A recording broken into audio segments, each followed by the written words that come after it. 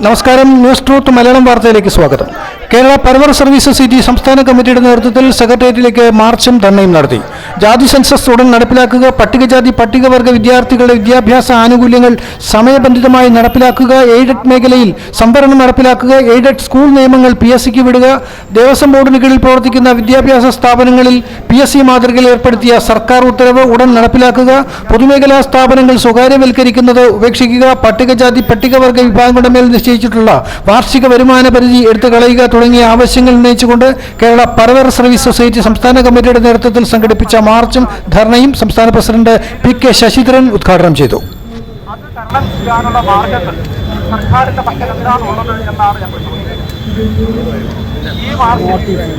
ഞങ്ങൾ ഉന്നയിക്കുന്ന ഒരു പ്രധാനപ്പെട്ട ഒരു മുദ്രാവാക്യം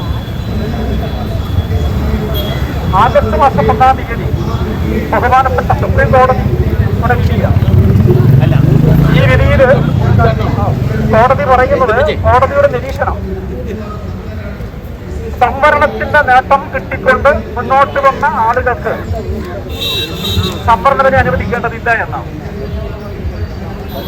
ഈ സംവരണ തത്വം വരുന്നത് 10 വർഷത്തേക്കുള്ളതാണ്.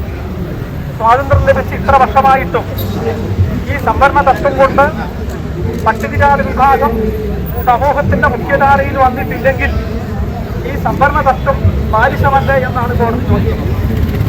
അതിന് കോടതി കണ്ടെത്തിയ ഒരു മറുപടി എന്താണെന്ന് പറഞ്ഞാൽ, പട്ടികജാതി വിഭാഗത്തിനിടയിൽ സംവരണത്തിന്റെ ആനുകൂല്യങ്ങൾ വാങ്ങി സർക്കാർ സർവീസിലെത്തിയ ആളുകൾ അവരും അവരുടെ സന്തതി പരമ്പരകൾക്കും മാത്രമേ നേട്ടമുണ്ടാകുന്നുള്ളൂ. മറ്റ് പിന്നോക്കക്കാർ ഇപ്പോഴും പിന്തള്ളപ്പെട്ടുകൊണ്ടിരിക്കുകയാണ്. അതുകൊണ്ട് പട്ടികജാതി വിഭാഗത്തിൽ പിന്തള്ളപ്പെടുന്ന ആളുകളെ മുഖ്യധാരയിൽ കൊണ്ടുവരണമെന്നുണ്ടെങ്കിൽ പട്ടികജാതി വിഭാഗത്തിനിടയിൽ എന്ത് ചെയ്യണം? ഒരു ഉപവർഗീകരണം അഥവാ ക്രിമിനൽ നടപ്പിലാക്കണമെന്നാണ് കോടതി ഉദ്ദേശിക്കുന്നത്. നമുക്കറിയാം, ക്രിമിനൽ കൊണ്ട് ഉദ്ദേശിക്കുന്നത് സംവരണത്തിന് സാമ്പത്തിക തത്വം, സാമ്പത്തിക മാനദണ്ഡം നടപ്പിലാക്കണമെന്നതാണ്. ഇന്ത്യയിലെ ദേശീയ പാർട്ടികളൊക്കെ തന്നെ, മുഖ്യധാര രാഷ്ട്രീയ പാർട്ടികളൊക്കെ പറയുന്നതും ഇത് തന്നെയാണ്. സംവരണത്തിന് ജാതി ആവൃത മാനദണ്ഡം എന്തായിരിക്കണം? സാമ്പത്തിക മാനദണ്ഡം വരുത്തണമെന്നാണ് പറയുന്നത്. സാമ്പത്തിക സംവരണം അല്ലെങ്കിൽ സാമ്പത്തിക മാനദണ്ഡം വെച്ചുകൊണ്ട് മുന്നോട്ട് പോയാൽ നിങ്ങളും ഞാനും അടങ്ങുന്ന പരവൻ സമുദായത്തിന് എത്ര ആളുകൾക്ക് ഗവൺമെന്റ് സർവീസിലോ അല്ലെങ്കിൽ പൊതുസമൂഹത്തിന്റെ മുഖ്യധാരയിലൊക്കെ എത്താൻ പറ്റുമെന്ന് നമ്മൾ പരിശോധിക്കും. അതിനവരൊരു മാനദണ്ഡം വരുന്നു. എന്താണ് കോടതി നിർദ്ദേശിക്കുന്നത്?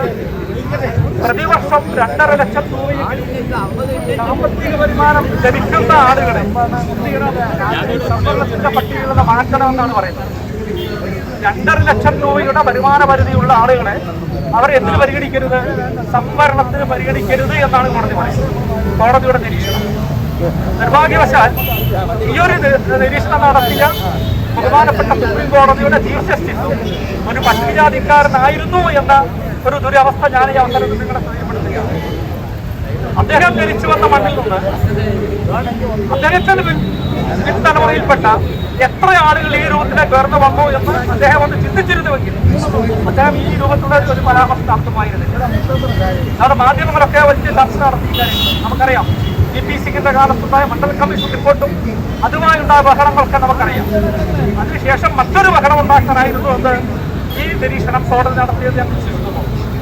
2.5 ലക്ഷം രൂപ വരുമാന പരിധി എന്ന് പറയുമ്പോൾ സർക്കാർ സർവീസിന് ഒരു സൂപ്പ് വേലക്കാരനുണ്ടെങ്കിൽ ആ സൂപ്പ് വേലക്കാരന്റെ വാർഷിക വരുമാനം ഏകദേശം 6 ലക്ഷത്തിന് വരെ പോകും. ഏകദേശം നാട്ടുപുറത്ത് കൂലി വരി ചെയ്യുന്ന ഒരാളുടെ കൃഷി വരുമാനം എടുത്തു നോക്കിയാൽ ഒരു മാസം ഏതാണ്ട് ഒരു 5-6 ലക്ഷം രൂപ വരുമാനം ഉണ്ടാവും. അങ്ങനെ ആവുമ്പോ സംവരണം എന്ന് പറയുന്ന 8% നിന്നുകൊണ്ട് ഒരു നേരിയ സൗകര്യം ഉപയോഗപ്പെടുത്തി മുന്നോട്ട് വന്ന വിഭാഗം പോലും ഇനി മുന്നോട്ട് വരരുത് എന്നാണ് കോടതി നിരീക്ഷിക്കുന്നത്. ഈ നിരീക്ഷണത്തിന് എന്ത് ചെയ്യണം? സർക്കാരുകൾ, രാഷ്ട്രീയ പാർട്ടികൾ പിന്തുണ കൊടുക്കരുത് എന്നാണ് ഞങ്ങൾ പറയുന്നത്. ചില സമുദായങ്ങൾ, ചില സംഘടനകൾ, ചില വേദികളൊക്കെ തന്നെ എന്ത് ചെയ്യണം? സാമ്പത്തിക സംവരണമാണ് വേണ്ടത് എന്ന് പറയുന്നവരുണ്ട്. ഒരു പക്ഷേ നമ്മളിൽ കുറെ ആൾക്കാരുണ്ടായേക്കാം. അവരിത് പഠിച്ചുകൊണ്ടാണോ പറയുന്നത് എനിക്ക് അറിഞ്ഞുകൂടാ. MPSS പറയുന്നു കേരള സർക്കാരിന്റെ നിയമസഭാ വേളയിൽ ഒരു ബില്ല് കൊണ്ടുവന്ന് കേരളത്തിൽ ഇന്ത്യയിലെ പട്ടികജാതി വിഭാഗത്തിൽ ക്രിമിനൽ നടപ്പിലാക്കില്ല എന്ന് ഉറപ്പ് തരണമെന്നാണ് ഞങ്ങൾ ആവശ്യപ്പെടുന്നത്. ഇതിനുവേണ്ടി ഞങ്ങൾ